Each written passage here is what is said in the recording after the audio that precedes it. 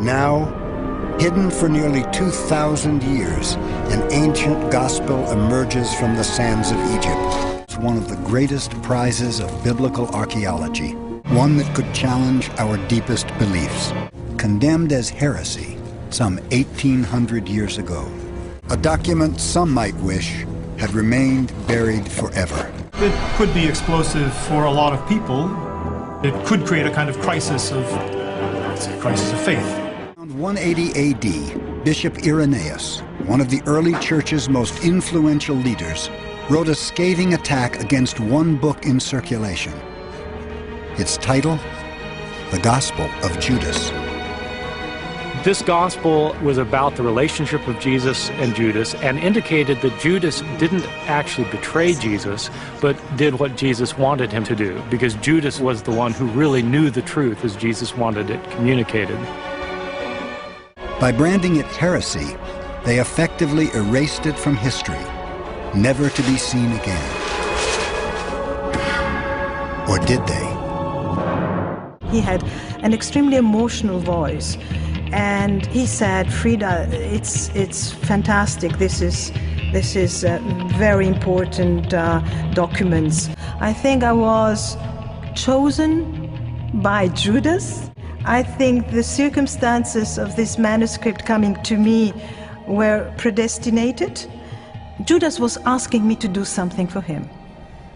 I've looked at hundreds of papyri, Coptic papyri, in my career, and this is absolutely typical of ancient Coptic manuscripts. The number of people who could create such a text is very small. How many would you say? Perhaps 25? Oh, not so much. Not so many, yeah? I would say 4 or 5. 4 or 5. We're 2 of them. Someone would have to know Coptic better than we do, right?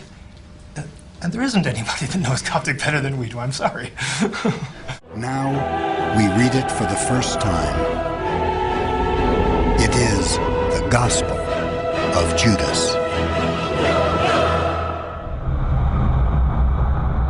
Unbelievable. How could someone write a gospel according to Judas? He was one of the 12 apostles. Somebody who was greedy, avaricious, who was more interested in making money than being faithful to his master. A thief who steals from the money box. Indeed, even as a person who was influenced by Satan. One of the most hated men in history. Who handed over his friend, brought about the crucifixion, damned for all time. For centuries, his name has meant treachery and deceit. The word itself is despised, I think, virtually throughout the Western world. You wouldn't even call your dog that. And Germany, of course, it is illegal to name your child Judas. Judas Iscariot. Here, the villain becomes a hero. I don't think Judas contains authentic, historical Jesus and Judas tradition. This text matches the document Irenaeus railed against some 1,800 years ago.